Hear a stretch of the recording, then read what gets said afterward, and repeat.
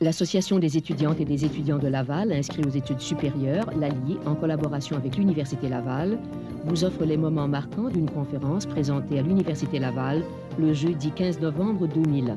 Le thème proposé, la concentration de la presse implique-t-elle le monopole de la pensée? Comptent en commun les États-Unis, l'Australie, l'Allemagne et la Norvège en matière de médias d'information. Tous ces pays ont choisi de légiférer afin de restreindre le mouvement de concentration de la presse. Pour sa part, le Canada est le pays industrialisé où les médias sont les plus concentrés. Certains prétendent que lorsqu'un journal passe d'un statut d'entreprise indépendante à celui de journal à l'intérieur d'un conglomérat, la recherche du profit prend le pas sur les préoccupations du service d'information. D'autres croient que les regroupements de médias sont bénéfiques puisque les propriétaires se concentrent davantage sur l'aspect financier, laissant ainsi plus de latitude aux équipes de rédaction. Enfin, d'aucuns affirment que la question de la concentration de la presse n'est plus pertinente aujourd'hui. Cette concentration menace-t-elle les valeurs de liberté de presse, de pluralisme et de diversité de l'information inhérentes aux médias dans une société démocratique? Doit-on légiférer ou pas? Pour aborder cette question, nous recevons M. Bernard Descoteaux, directeur du quotidien Le Devoir, et M. François Demers, professeur en communication publique à l'Université Laval. Je retiens du débat autour de la concentration d'abord que la concentration, c'est une sorte de métaphore qui véhicule toutes sortes de préoccupations, certaines portant justement sur l'économie, d'autres portant sur la politique au sens partisan du terme. Tout le monde sait que le groupe GESCA est lié à une famille très, très fédéraliste. Mais aussi des interrogations sur la culture, la création culturelle, et des interrogations sur la politique au sens large. Moi, je prends l'angle de la politique au sens large et je constate en gros que la problématique met en situation deux pôles. Un pôle qui est vraiment celui d'une sorte de mal inévitable, de mal nécessaire, face auquel, qu'on appelle la concentration, face auquel même les plus,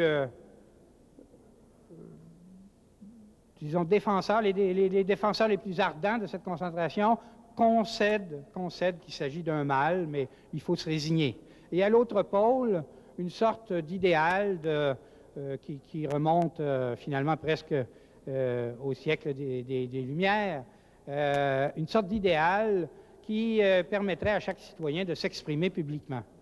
Une sorte d'idéal que l'on retrouve réexprimé dans le contexte d'Internet par cette communication horizontale qui deviendrait possible à chacun pouvant devenir un producteur d'informations et puis un récepteur d'informations à la fois, quelqu'un qui fait sa recherche, qui fait sa sélection de l'information. Donc, il y a une sorte d'idéal qui s'oppose à une sorte de mal nécessaire. Dans ce contexte-là, ce qui me semble intéressant de souligner, c'est la permanence des interrogations sur la parole publique et l'accès à la parole publique. Qui contrôle les haut-parleurs? Combien de haut-parleurs y a-t-il pour justement permettre une réalisation souvent mitigée de cette espèce d'idéal où chaque citoyen pourrait s'exprimer? Ce qui m'amène à mon propos précis, qui consiste à dire que la problématique de la concentration, qui est un obstacle permanent, qui est un mal nécessaire, qui est là depuis l'apparition finalement de la presse, la problématique de la concentration a changé quelque part dans les années 80-90 pour ce qui concerne le Québec. Je vais parler pour le Québec, mais ça me semble assez... On peut extrapoler sur l'ensemble des pays industriels, me semble-t-il. Elle a changé de la façon suivante. Alors, avant c'est l'après-guerre. Avant, c'est la Révolution tranquille. Avant, c'est les années 70. Avant, c'est quand j'étais jeune. Puis comme j'ai été témoin d'une partie de cette période-là, donc je vais en parler comme cela. La concentration au Québec se posait en termes de... Il y a un nombre limité de médias en situation de monopole ou quasi-monopole, les grands quotidiens dans les territoires urbains et au-delà. Et puis, on va commencer par les médias électroniques, mais disons en télévision avec Radio-Canada qui commence d'abord comme une sorte de monopole. On est donc à ce moment-là, et pour les gens qui font des études en communication, c'est significatif, on est donc dans une période où on pose la question en termes de médias de masse. Il y a une foule de gens, tous les gens potentiellement, qui sont desservis par un seul haut-parleur, à toute fin utile, lequel haut-parleur les arrose d'à peu près tout et n'importe quoi. La problématique de la concentration devient, dans ce contexte-là, est-ce que tout le monde, tous les points de vue, peuvent accéder à cette sorte de place publique plus ou moins monopolisée? On va donc assister dans les années 70, parce que c'est plus visible dans les années 70, à toute une série de manœuvres pour essayer de déverrouiller la place publique qui appartient à quelques hommes d'affaires ou au gouvernement fédéral dans le contexte québécois. Quels sont les gens qui font ces manœuvres-là? Bien évidemment, c'est des points de vue qui sont exclus de la place publique. Je peux témoigner du fait qu'à la fin des années 60, il y a un certain nombre de points de vue. Par exemple, le syndicalisme, le nationalisme québécois naissant. Il y avait eu un autre nationalisme avant, mais le nationalisme québécois apparaît donc dans ces années-là. Le féminisme, qui vient en partie avec la contre-culture, mais qui a aussi une longue tradition. L'écologie, l'écologisme. Ces grandes causes-là n'ont pas droit de cité à toute fin utile, du moins pas de droit de cité automatique et pas droit de cité respectueux dans les grands médias. Les manœuvres vont se déployer dans deux directions. Une direction va consister à créer des médias alternatifs. Alors, on va avoir toute une série de tentatives du côté de la presse écrite, Québec Presse, dans une moindre mesure Le Jour, et puis un certain nombre de magazines, ça va s'étendre jusque dans les années 80, Le Temps fou, La vie en rose, qui vont constituer des débouchés pour des points de vue qui ne sont pas traités avec suffisamment, estiment évidemment les porteurs de ces points de vue-là, suffisamment d'importance, suffisamment de respect, suffisamment d'objectivité, entre guillemets, et on va donc contourner, si on veut, la place publique monopolisée par la création de médias alternatifs. J'ajoute à ces médias alternatifs-là le grand courant des médias communautaires qui va devenir un débouché dans le domaine électronique pour affirmer un certain nombre d'idées qui sont occultées ou combattues ouvertement, plus ou moins ouvertement, par les grands médias. L'autre stratégie va consister à développer un discours par rapport aux masses médias, aux médias de masse, aux médias qu'aujourd'hui on appelle généralistes, portant sur leur rôle de service public. C'est des vieilles idées qu'on va réactiver. Ces idées de service public vont dire, écoutez, si vous détenez la seule place du village, si vous détenez le seul microphone en place, bien, il faut que vous donniez la parole à tout ce qui est significatif comme point de vue dans la société, ce qui était déjà une argumentation développée par la commission Hutchins aux États-Unis dans l'immédiat après-guerre. Consistait à dire, écoutez, vous avez un pouvoir entre les mains, il faut vraiment que vous permettiez le vrai débat, donc il faut donner la parole à un peu tout le monde. Donc l'exigence de service public qui va s'accompagner d'une réexigence d'un traitement minimalement respectueux des points de vue que les propriétaires n'aiment pas. Et ça va donc accentuer la pression pour avoir des journalistes qui sont professionnels et qui vont faire un traitement objectif, au moins au niveau de l'information, au moins au niveau des nouvelles, des différents points de vue qui sont, disons, considérés par les éditorialistes et par la direction des médias comme étant à combattre. Alors, on va donc développer ces deux fronts, entre guillemets, un qui va porter sur la création de médias alternatifs et l'autre qui va porter dans la direction d'une exigence de service public du côté des médias. Pour un tas de raisons sur lesquelles je ne m'appesantirai pas, à la fin des années 80, au début des années 90, cette problématique-là va se mettre à changer et je voudrais terminer en décrivant la problématique d'aujourd'hui. D'abord, les médias généralistes, ceux qu'on appelait les médias de masse, ceux qu'on appelait les mass médias qui étaient plus ou moins en situation de monopole, vont perdre du terrain de façon constante. Perdre du terrain, ça veut dire perdre de l'audience pour les médias électroniques, ça veut dire perdre du tirage pour les médias écrits, je parle en particulier des quotidiens, cette perte d'audience, elle est constante depuis les années 80. Elle conduit aujourd'hui au fait que les médias spécialisés dans le domaine de la télévision, par exemple, vont chercher jusqu'à, je pense que c'était l'été dernier, on allait chercher quoi, 30% de l'audience. La part des télévisions spécialisées augmente constamment. Les télévisions généralistes perdent du terrain. Les quotidiens, bien là, c'est vraiment une pente constante de perte de tirage. Mon point de référence personnel, c'est évidemment quand j'étais au Soleil, au début des années 70, c'était de l'ordre de 150 000 copies, puis là, ils sont quelque part autour de 80 000. Bon. Cette réalité-là a une conséquence indirecte qui peut avoir beaucoup d'importance pour ce qui est de l'accès à la place publique pour certaines causes ou certains points de vue, qui est le fait que les médias généralistes se sentent de moins en moins place publique et de moins en moins service public et se libèrent de plus en plus de cette exigence qu'on leur faisait de traiter avec un minimum de respect les points de vue qu'ils n'aiment pas et de donner place à peu près tous les points de vue. Ils deviennent graduellement eux-mêmes une forme de médias spécialisés avec une audience limitée, ce qui constitue, par rapport à la phase antérieure et du point de vue des gens qui veulent s'exprimer, un potentiel de recul. La fois où j'ai entendu ça de façon la plus claire, c'est quand M. Crevier, le grand patron de GESCA, a déclaré devant les étudiants que maintenant, ils avaient compris que la presse n'est plus en concurrence avec le Journal de Montréal. Ces deux médias qui ont leur propre public. M. Dubuc dit la même chose à propos du Soleil.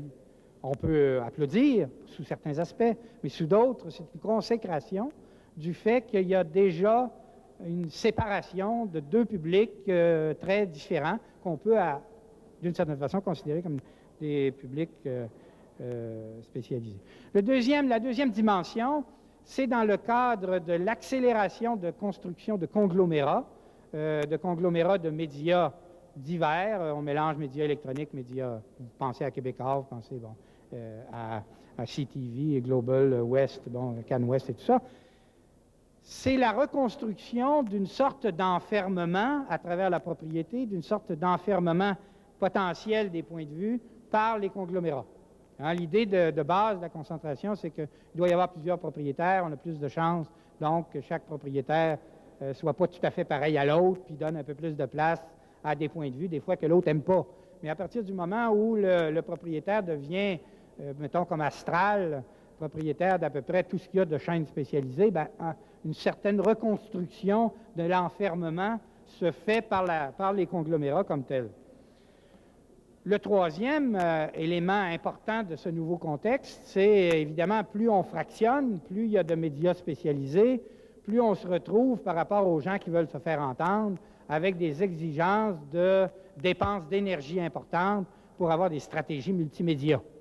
Tout de suite, on comprend que les grands annonceurs, que les grands groupes qui ont des gens que nous formons à leur service, qui ont le moyen de se les payer, des spécialistes en communication, apprennent graduellement à développer des contenus différents selon tel média, tel autre média, pour arriver à se reconstruire une sorte d'audience collective. Donc, le défi de l'audience devient extrêmement important, qui est d'ailleurs le défi de base sur Internet. Vous avez beau vous construire un site, puis avoir des informations que vous considérez comme étant intelligentes dedans, ça ne veut pas dire qu'il y a du monde qui vont consulter votre site. Donc, vous avez un problème d'audience important en termes de parole publique. Un autre aspect, c'est que la déconstruction, si on veut, des grands médias de masse et puis la prolifération de médias spécialisés s'accompagne d'un développement et d'un raffinement du marketing.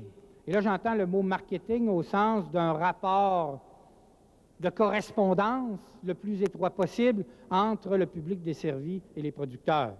Ce qui conduit, il y a un auteur à l'UQAM, M. Ravo, qui a développé une thèse intéressante là-dessus, ce qui conduit à une sorte de société d'admiration mutuelle entre le producteur et son public, une sorte d'ajustement nombrilique qui fait qu'on, dans la recherche, dans la présentation et dans l'interprétation, on élimine tout ce qui peut être une aspérité par rapport au public que l'on dessert.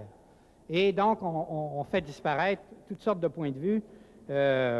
Et pour l'essentiel, disons, on fait disparaître l'autre. L'autre en tant qu'il est étranger. L'autre en tant qu'il peut nous surprendre. Et on se contemple dans une sorte de miroir qui nous donne une image de nous-mêmes avec nos propres préjugés, avec les choses qui nous intéressent déjà. Il n'y a pas vraiment de découverte. Alain Touraine, qui a eu un choc émotionnel après le 11 septembre et qui a fait une déclaration qu'il considère sans doute lui-même comme excessive, en disant, écoutez, toutes les recherches que j'ai faites, dans le fond, sur les mouvements sociaux et que je faisais finalement le nez dans mon nombril, en considérant que l'essentiel se passait dans les sociétés industrialisées avancées, ben c'est du bidon. Je me suis trompé. Le défi principal, il vient de l'extérieur des sociétés industrialisées. Ce avec quoi je suis tout à fait d'accord. Et je suis tout à fait d'accord avec lui sur le fait que le défi actuel en termes d'information, c'est le vieux défi qui avait été mis en exergue par l'UNESCO au tournant des années 90, le rapport McBride, les interrogations sur les agences internationales, le nouvel ordre international nomique, nouvel ordre mondial de l'information et de la communication, qui s'était aplati carrément dans les années 80, qui avait été aplati dans les années 80. C'est à nouveau ce grand défi-là. Le grand défi, c'est pour tous ces médias nombriliques, tous ces médias regroupés dans des conglomérats, c'est de donner la parole à des gens qui ne sont pas ici, je parle du Québec évidemment pour l'essentiel, qui sont ailleurs, qui sont les nouveaux damnés de la Terre et dont il faudrait faire entendre le point de vue. Et à mon avis, la globalisation et la mondialisation, c'est aussi cela. Et on voit par la création et surtout la renommée de Al Jazeera, la chaîne de télévision, et puis les événements eux-mêmes, on voit comment il y a une priorité de ce côté-là. Merci.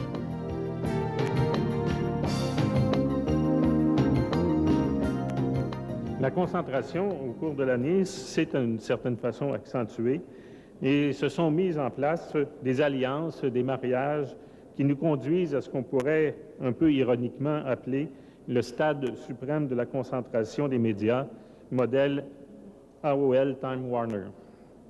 Faisons un bref survol du paysage canadien dans un premier temps. Si tout n'est pas stabilisé encore, les tendances lourdes se devinent facilement. Commençons d'abord par le Québec et si vous me le permettez, un mot sur Le Devoir, qui est dans ce paysage le seul journal indépendant qui reste au Québec et l'un des seuls 5 qui restent à travers tout le Canada. En réalité, je dirais que, pour le préciser, qu'il n'y a que 2 journaux indépendants qui méritent d'être soulignés.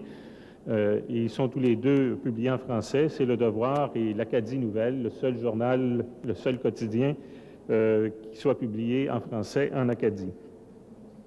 Le Devoir est indépendant parce qu'il, bien sûr, il appartient d'abord à ses lecteurs et à ses supporters, qu'il laisse à son directeur un contrôle majoritaire pour la direction du journal.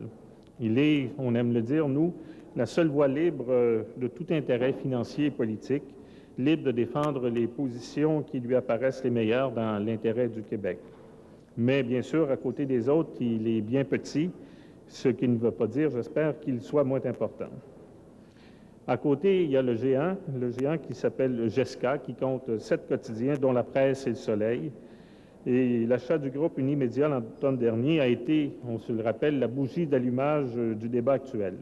GESCA, François l'a rappelé, c'est la famille Desmarais qui, dans le secteur des médias, n'a désormais d'intérêt direct, apparent, je souligne apparent, que dans le seul domaine de la presse quotidienne écrite.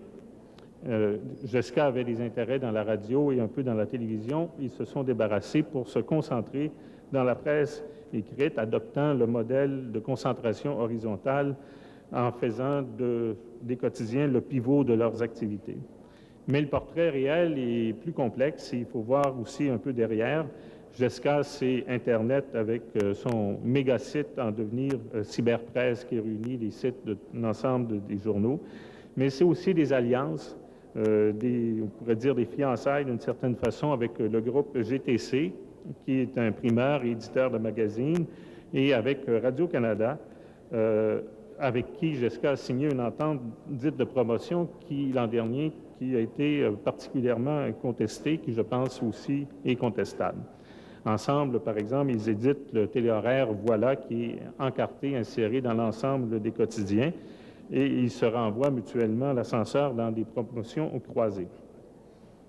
Donc, concentration horizontale chez GESCA, mais avec le multiple croisement. La famille Desmarais, il faut le rappeler aussi, c'est un actionnaire important du groupe Bertelsmann. 25 environ des actions est détenues par la famille Desmarais. Et Bertelsmann, c'est peu connu ici. C'est un groupe européen qui contrôle d'importants réseaux de télévision en Europe et de distribution de musique. C'est aussi important que Vivendi, Seagram, par exemple. Et ils détiennent aux États-Unis de nombreuses maisons d'édition. Et finalement, bien sûr, la famille Desmarais, c'est des intérêts financiers dans des groupes comme de finances personnelles, comme le groupe Investors et d'autres. Et donc, ils ont aussi une participation un peu à tous azimuts, si on peut dire. Ensuite, il y a bien sûr Québecor, que tout le monde connaît, qui est un propriétaire de journaux bien connus au Québec, avec le Journal de Montréal et le Journal de Québec, ici. Mais ici, il faut savoir aussi qu'ils sont propriétaires des journaux Sun et d'autres quotidiens au Canada anglais. En tout, ils ont 16 quotidiens. Et ils publient aussi en tout 19 magazines. Ils sont propriétaires d'imprimeries. Ils impriment leurs journaux et leurs magazines. Et les livres qu'ils publient dans leurs 8 maisons d'édition, ils les vendent dans leur réseau de librairies comme Archambault. Ils sont propriétaires de Vidéotron, de TVA, de Canoë, d'Infinité, et qui sont 2 portails web importants. C'est aussi Netgraph, qui est une entreprise Internet majeure. Donc, Québecor, c'est gros et même très gros. La concentration dans Québecor va dans tous les sens, horizontalement, verticalement et par croisement. Autre groupe majeur, c'est Bell Globe Media. Bell est une entreprise téléphonique bien connue, mais qui s'est diversifiée dans le monde des communications. Ils viennent d'acquérir une participation importante dans le réseau télévision 4 saisons au Québec. Et Bell est aussi propriétaire majoritaire, 70-75 environ, du Globe and Mail et du réseau de télé privé le plus important au Canada, CTV. Ils sont propriétaires, bien sûr, de Sympathico, le site que vous connaissez, et fournisseurs de services Internet. Et c'est un portail Sympathico qui est plutôt bien fréquenté. Ils sont propriétaires de Bell Express Vue, bien sûr, et du réseau téléphonique que l'on connaît, qui permet à presque 2 Canadiens sur 3 de se brancher. Encore au Canada anglais, il y a le groupe CanWest, qui appartient à la famille Asper. Le grand patron, s'appelle Easy Asper. Et ils sont propriétaires du 2e plus grand réseau privé de télévision au Canada anglais, Global TV, et de la chaîne de journaux Satam, dont fait partie de Gazette à Montréal et le National Post, et groupe de journaux qu'ils ont acheté pour, si je me souviens bien, une valeur d'environ 3 milliards. Plus petit, enfin, il y a le groupe Torstar, qui publie le Toronto Star à Toronto, qui est le plus gros tirage dans la presse quotidienne au Canada. Et Torstar fait aussi son argent en éditant à travers le monde les romans Harlequin que tout le monde connaît et qui sont une source de revenus, une sorte de poule aux œufs d'or pour le groupe. Et les rumeurs qui sont très publiques, veulent que Torstar s'associe à CanWest pour publier le National Post. Alors, on voit qu'il y a encore des mouvements, mais on peut s'arrêter là parce que ça nous décrit, je pense, les joueurs majeurs qui ont profité des 12 à 18 derniers mois pour jouer leurs cartes. Quel est le dénominateur commun à toutes ces transactions? C'est tout d'abord la propriété croisée, directement ou par le biais d'alliances. On achète des contenus, tantôt des contenus, tantôt des canaux pour diffuser ces contenus, Il s'agit, pour reprendre les mots de Florian Sauvageau, de combiner le contenu des uns au moyen de transmission des autres. C'est ce qu'on appelle la convergence, un mot qu'on n'a pas fini d'entendre pour plusieurs années. Le cas de Bell Globe Media est intéressant. Bell, et il décrit bien le phénomène. Bell est propriétaire de tuyaux de communication, si on peut prendre cette expression pour décrire les lignes téléphoniques, et qui servent à brancher toutes sortes de choses. Mais voilà que tout à coup, il faut mettre du contenu, on se rend compte qu'il faut mettre du contenu dans ces lignes, dans ces tuyaux, dans Sympatico, pour être capable de vendre des abonnements. D'où l'idée, très simple en soi, d'acheter du contenu en devenant propriétaire du Globe and Mail, qui est un journal probablement le plus prestigieux au Canada, un journal à fort contenu qui dispose de banques de données telles qu'InfoGlobe, qui sont l'une des banques de données les plus riches qu'on puisse trouver au Canada, et qui est aussi partenaire, le Globe and Mail, d'un réseau, d'un canal d'information télévisée économique. D'où ensuite l'idée, bien sûr, l'autre étape, d'acheter CTV, qui apporte aussi du contenu et un canal de diffusion. On a des contenus de sources diverses qu'on fera donc circuler sur différents supports. On appelle ça donc la convergence, et la convergence, c'est les synergies qu'on réussit à créer. C'est le mot le plus populaire qu'on puisse trouver dans les salles de réunion de conseil d'administration de ces grands groupes. Soulignons en passant que Bell n'a certainement pas fini son magasinage. C'est un groupe qui a des poches très profondes et il arrive que leurs poches sont aussi bien garnies et leur empire n'est pas encore complet.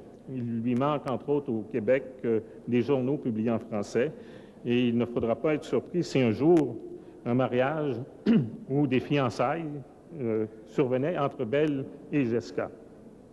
Ces deux groupes, s'ils faisaient un jour alliance, seraient en mesure, bien sûr, d'affronter Québécois, qui, lui, de son côté, a le câble avec Vidéotron, la télé, les journaux, Internet, des livres, mais dont le seul maillon faible est de ne pouvoir avoir au Canada anglais un réseau de télévision. Malheureusement, pour Québécois, ils n'en ont plus les moyens financiers et de toute façon, il n'y a plus rien à vendre de ce côté-là au Canada anglais. Ces groupes ainsi constitués sont bien différents des groupes les groupes de presse de la belle époque dont François a un peu parlé, où on se contentait de faire de la concentration horizontale en achetant soit des journaux, soit des stations de radio et de télé. On ne mélangeait pas les genres à l'époque. On se contentait de se créer un réseau.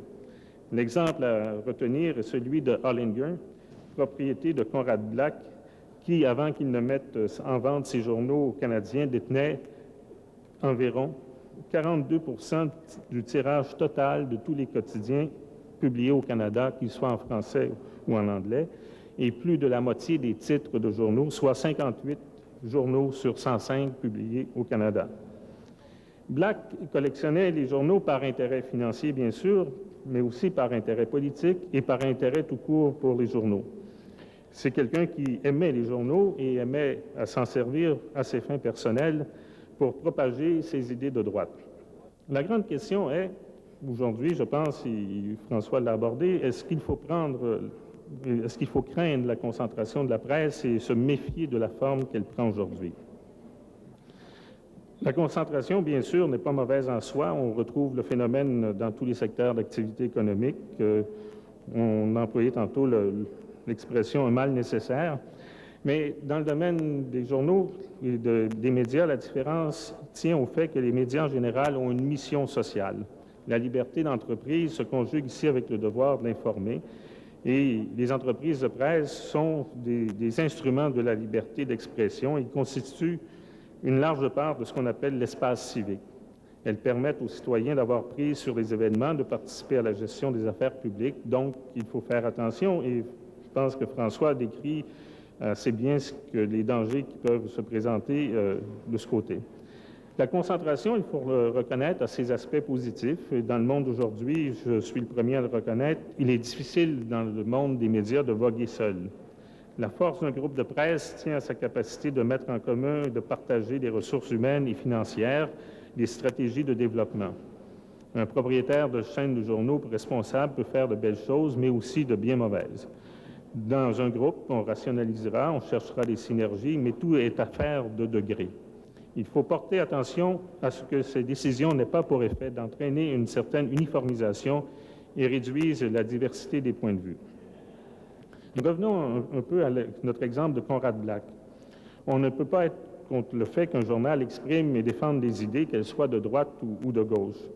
Que le National Post soit un journal de droite n'est pas un problème en soi. Ça le devient toutefois lorsque les 58 journaux du groupe véhiculent les mêmes points de vue, bien sûr sous des formes différentes, mais propagent la pensée et développent ce qu'on pourrait appeler la pensée unique.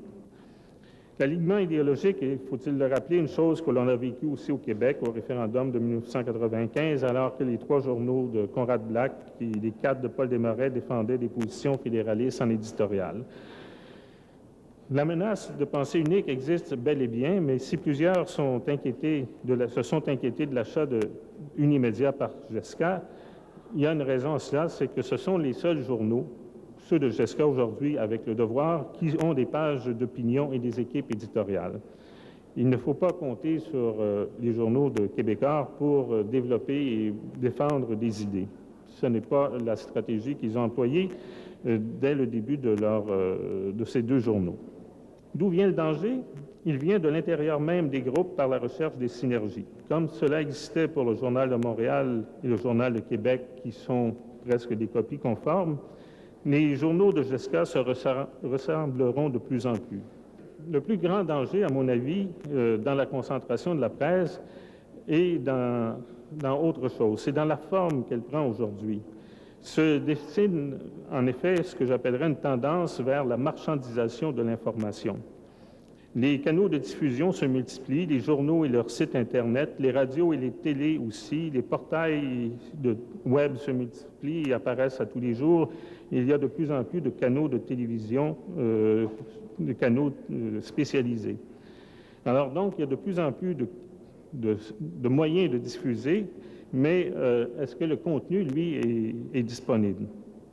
Le phénomène des reprises, que l'on connaît bien à la télé pendant l'été, par exemple, deviendra de plus en plus courant.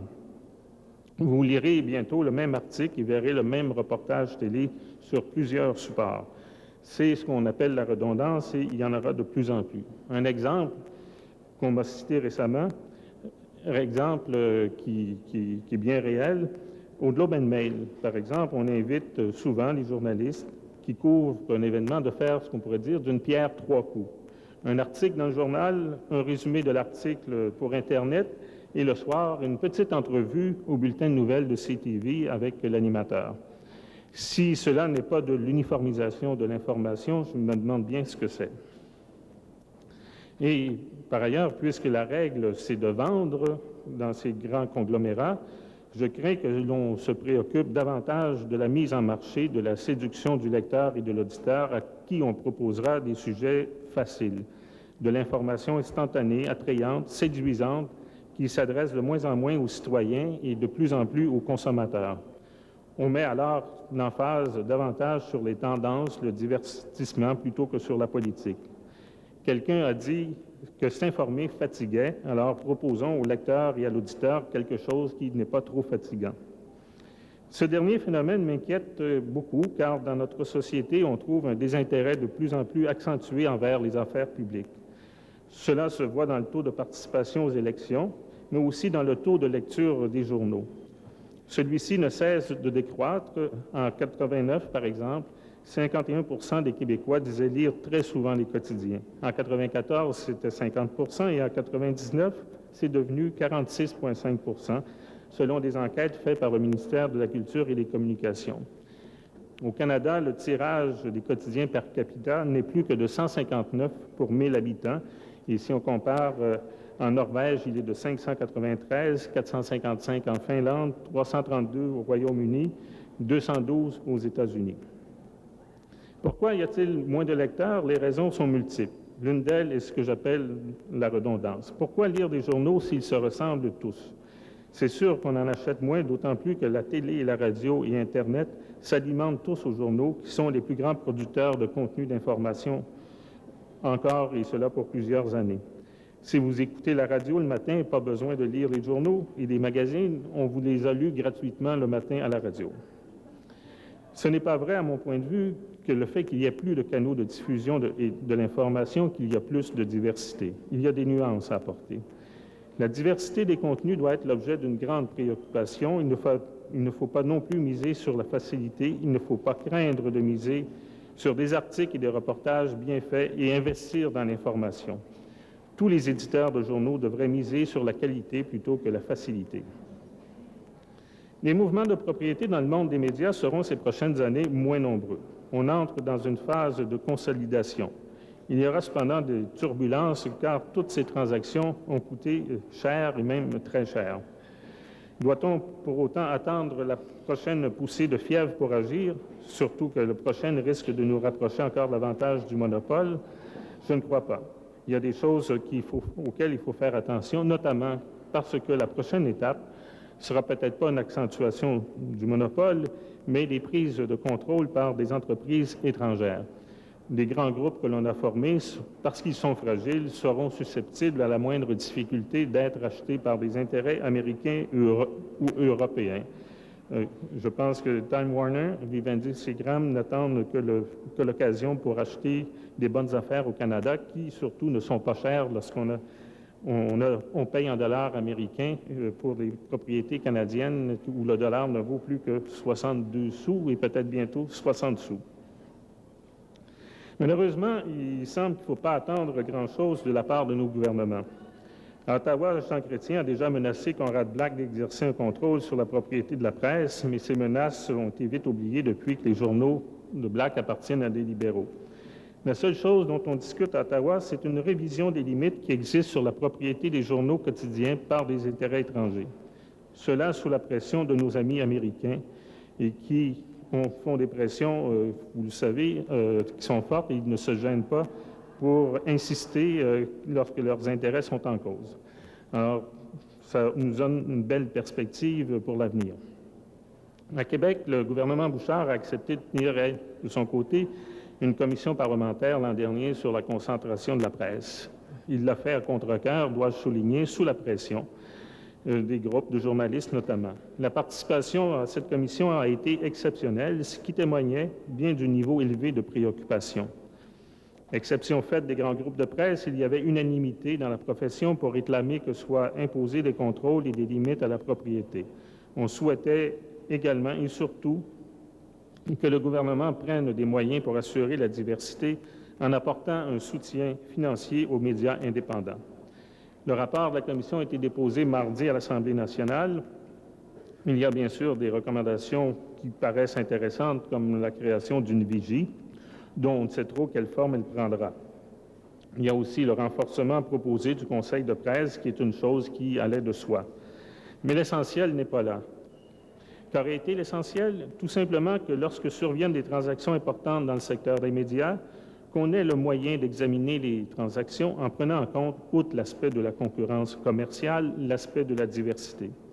Le Bureau canadien de la concurrence examine toutes les grandes transactions pour s'assurer que ne soit pas diminuée la concurrence dans le marché où intervient la transaction. Ce serait, à mon sens, un minimum que cet organisme ou un autre, provincial ou fédéral, s'assure que la transaction projetée n'affecte pas la diversité des sources d'information. Mais le sentiment général à Québec comme à Ottawa, c'est que la concentration de la presse est favorisée et rendue nécessaire par la mondialisation. Certes, on ne peut pas échapper à ce courant de mondialisation. Il est vrai aussi qu'on en a besoin de grands groupes pour résister aux grands groupes étrangers qui se sont formés. Donc, il ne faut pas s'opposer sans raison à l'émergence de grands conglomérats. L'avenir, d'une certaine façon, est aux grands groupes et on ne peut pas, ici au Canada et au Québec, faire cavalier seul. Il me semble cependant que la mondialisation ne devrait pas nous empêcher d'au moins prévoir et prévenir les effets négatifs de ces transactions. La diversité est une richesse culturelle qu'il faut protéger.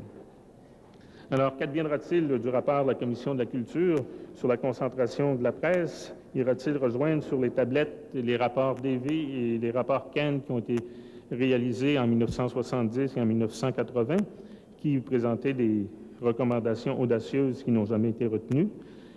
Alors, on peut deviner un peu ce qui arrivera à ce nouveau rapport, et à mon avis, ce serait bien triste que le gouvernement québécois actuel hésite à mettre en œuvre les timides recommandations de nos députés. Mais même si elles manquent d'audace, elles contribueraient néanmoins à améliorer, ne serait-ce qu'un peu, la situation. Merci.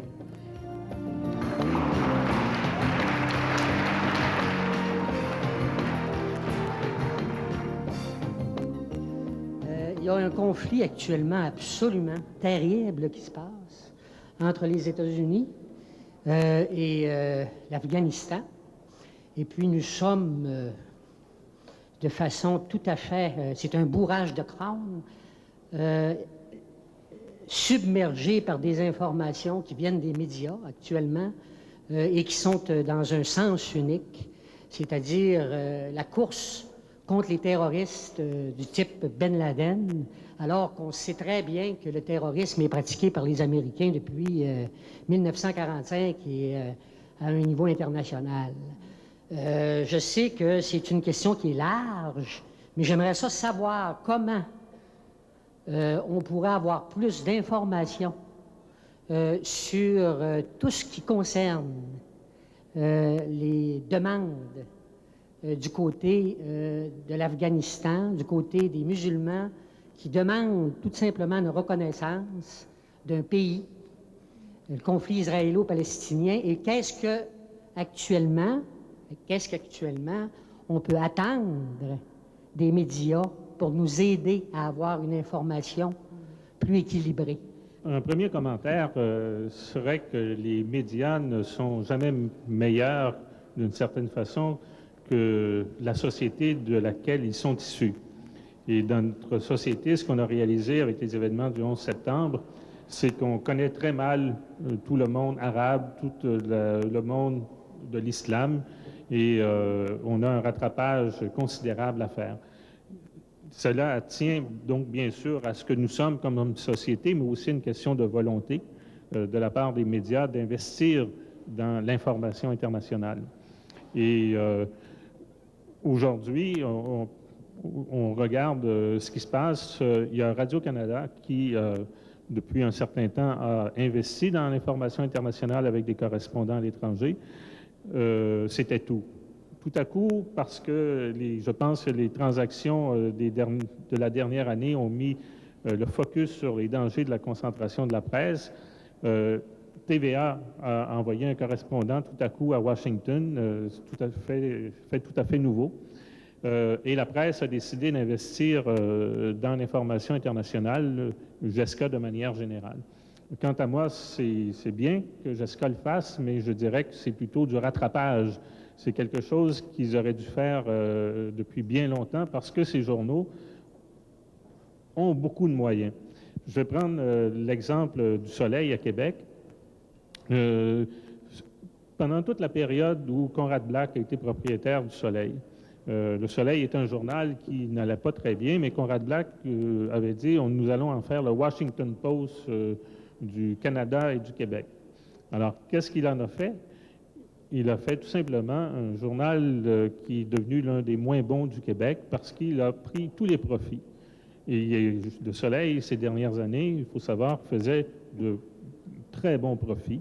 On parle de 5, 7, 8 millions par année. Et ces profits ne servaient pas à développer le Soleil, à développer l'information au Soleil, mais servaient à payer les déficits du National Post.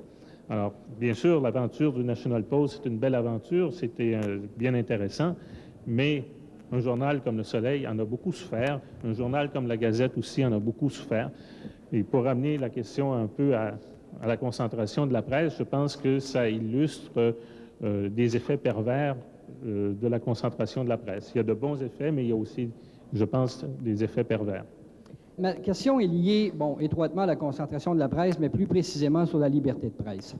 Suite à 2 événements que nous avons vécus dans les 8 derniers mois, donc le premier qui nous concerne davantage ici à Québec était le Sommet des Amériques, où on a vu, par exemple, les forces policières réprimer la liberté de presse. Vous avez parlé, M. Descoteaux, tout à l'heure de mission sociale d'informer. Alors, il y a eu des arrestations arbitraires, il y a eu du harcèlement, des tirs de balles de plastique. J'en ai été moi-même victime comme chef d'antenne dans une radio communautaire à la couverture de ce sommet-là. Deuxième événement, c'est depuis le 11 septembre. On a vu, par exemple, aux États-Unis, le porte-parole de la Maison-Blanche avertir les journalistes dans un point de presse de faire attention à ce qu'ils disent. On a vu le secrétaire à la Défense aussi dire qu'il ne souhaitait pas que l'armée mette la main sur le journaliste de Newsweek qui a fait couler l'information à l'effet qu'il y aurait eu des troupes spéciales dans le sud de l'Afghanistan. On voit actuellement des journaux indépendants comme The Village Voice et The New Yorker aux États-Unis, des hebdomadaires, qui tentent par tous les moyens de mettre la main depuis un mois sur les noms des 1100 présumés terroristes emprisonnés sans procès aux États-Unis. On a même vu ici dans notre télé publique des porte-voix des va-t-en-guerre américains en Afghanistan. Et on a même vu récemment, dans un journal québécois de Gazette, pour ne pas le nommer, un journaliste avec un uniforme militaire s'adressant à la presse. Moi, ça m'inquiète, la liberté de presse. Et vous ne trouvez pas qu'à la lumière de ces faits-là, nous entrons dans une ère, en ce qui concerne la liberté de presse, dans une ère qui ne ressemble à rien? Merci. Je suis porté à presque à prendre le contre-pied de ce que vous venez de raconter en disant, oui, mais les médias, même concentrés, vous permettent de savoir ces choses-là.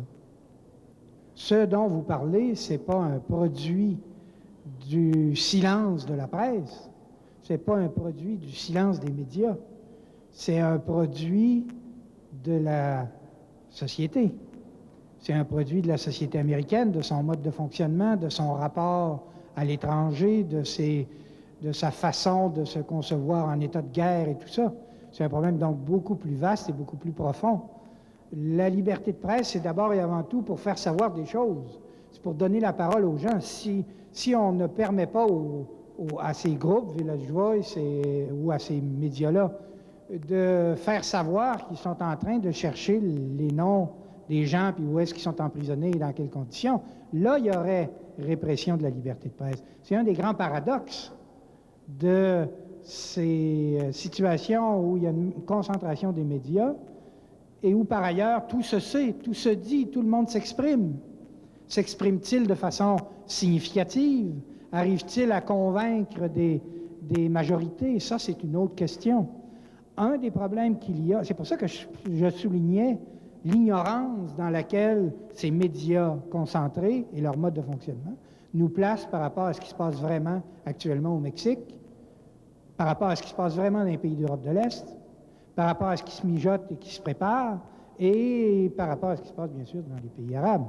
Il y a là, de ce côté-là, un point obscur dont on voit aujourd'hui l'importance en raison de ce mode de fonctionnement. Oui, une question. Juste peut-être un mot à rajouter. Ceux qui ont couvert les guerres précédentes, la guerre du Golfe, on dit qu'il n'y avait aucune information accessible. Les militaires contrôlaient toute l'information. C'est sûr que dans le type de guerre qu'on mène aujourd'hui, on voit l'attitude des Américains qu'il y a un contrôle important de l'information qui se fait. Et les journalistes, à cet égard-là, sont particulièrement démunis. Regardez le projet de loi C-36, qui est à l'étude actuellement à la Chambre des communes. Il y a des articles qui touchent à l'accès à l'information. Et qu'est-ce qui arrive? C'est qu'on veut restreindre l'information, même au point de dire qu'il y a des informations qui ne seront jamais accessibles. Alors, lorsqu'une loi comme celle-là est adoptée, qu'est-ce que vous voulez qu'on fasse comme journaliste, comme entreprise de presse, comme profession? On a très, très peu de moyens. Donc, il faut comprendre aussi que la profession journalistique, que la presse en général, n'est pas capable de tout, mais elle peut exercer certainement une influence et je pense que là-dedans, plus la presse sera dynamique et diversifiée, plus il y aura de voix, le mieux ça sera. Ma question, c'est est-ce qu'ils ne pensent pas qu'il y a d'autres facteurs que la propriété qui limitent la liberté de presse et qui font entre autres que la job des mass médias, ça ne soit pas d'informer, ça soit de vendre un auditoire à des publicitaires? Bien sûr, les entreprises de presse sont des entreprises et les propriétaires veulent, comme on dit, un rendement sur le capital. Mais pour faire de l'argent dans une entreprise de presse, il faut vendre de l'information, vendre des articles Et si on mise sur le bas de gamme, vous ne pourrez pas rester longtemps en affaires. Il y a une chose intéressante dans le libre marché, c'est la concurrence. On a assisté à une guerre de journaux sur le marché anglophone du Canada entre le National Post, le Globe and Mail, le Toronto Sun et le Toronto Star. C'était une période de 3 ou 4 ans qui a permis une transformation des journaux quotidiens au Canada anglais qui était, je pense, très favorable à la presse. Actuellement, on assiste sur le marché montréalais à une bien plus grande concurrence entre le Journal de Montréal, la presse et le Devoir. Et je pense que c'est une bonne chose pour l'information. C'est beaucoup plus dynamique. L'information, on tend davantage, je pense, sur la qualité. On transforme nos journaux pour mieux répondre aux attentes de nos lecteurs. Et au total, tout le monde est gagnant. Et bien sûr, il y a des coûts à ça, mais il faut investir. Et un bon propriétaire, un bon gestionnaire de journal, d'entreprise de presse va dire il faut que j'investisse, c'est le moment, et en espérant qu'il va faire plus tard davantage d'argent. Alors, je pense qu'il faut laisser la libre concurrence jouer et il y a des profits à en tirer. Est-ce que les dissidents ont une place égale aux adeptes de la pensée unique dans les médias d'information? Parce qu'il y a beaucoup de gens qui ne sont pas d'accord avec la pensée qui est véhiculée, mais elles n'ont jamais de tribune pour s'exprimer. Ce sont toujours les mêmes qu'on entend, qui nous donnent leur version, leur vision, et les gens ordinaires, c'est pour ça que j'en profite cet après-midi, pour dire ma pensée personnelle. Pour aller bref sur l'objectivité à laquelle j'ai fait allusion, c'est uniquement cette convention qui permet à des journalistes de dire avec un minimum de respect, Monsieur X a déclaré telle chose à tel endroit. Ça ne va pas beaucoup plus loin que ça. Et à côté, il peut y avoir un autre truc pour dire que ce monsieur-là, c'est un ci puis c'est un ça. Et revenons à votre histoire de pensée unique. Pourquoi est-ce qu'il devrait y avoir une place égale aux dissidents dans des médias qui, par ailleurs, sont des médias immergés dans une société réelle où il y a des rapports de force entre des groupes sociaux et où il y a des majorités? Pourquoi est-ce que les médias, plus qu'au Parlement ou plus qu'ailleurs, donneraient de la place égale, une place égale aux minorités? Qui leur donne une place, c'est une exigence fondamentale de la démocratie. Mais pourquoi est-ce qu'il devrait avoir un des grands défis du fonctionnement démocratique, c'est de permettre à des gens qui sont tout seuls à avoir le pas, qui sont une minorité, un jour de devenir une majorité. Et pour le faire, tout le monde leur dit, ben, vous avez une grosse côte à monter. La grosse côte, c'est qu'on ne vous donnera pas tout de suite le haut-parleur comme si vous étiez une majorité. Faites ce qu'il faut pour devenir une majorité. Et dans ce contexte-là, les médias sont comme les autres institutions, entre guillemets, dans la société. D'une certaine façon, avec des déformations, ils reflètent les majorités du moment. La Commission de la culture, vous le savez, vient de publier ces jours-ci ses recommandations. Plusieurs recommandations, dont celle d'avoir un ombudsman, de créer des comités de surveillance. Qu'est-ce que vous en pensez? Comme la question n'a pas été posée, vous avez pris connaissance de ces recommandations. Est-ce que quelques-unes d'entre elles vous semblent particulièrement intéressantes? Tout à l'heure, j'ai fait allusion aux rapports précédents qui ont été faits sur la concentration de la presse. En fin des années 60, le sénateur Keith Davies s'est penché avec un comité au Sénat canadien sur la concentration de la presse. Il a fait un rapport qui est souvent cité. La seule recommandation qui a été retenue de son rapport, qui a été mise en œuvre et qui a été mise par les gens du milieu, c'est les conseils de presse. Le Conseil de presse du Québec est apparu à la suite de la recommandation du rapport Davies. Et du rapport Kent, je pense qu'il n'y a rien qui n'a jamais été appliqué. Alors, le rapport de la commission parlementaire propose de renforcer le conseil de presse. Ça allait de soi et il faut aller dans ce sens-là. Est-ce qu'il faut mettre des ombudsman dans tous les journaux? Je ne sais pas. Ça pourrait être une chose à examiner. Ça se fait dans les médias électroniques. Est-ce que ça doit se faire dans les groupes de journaux? Peut-être.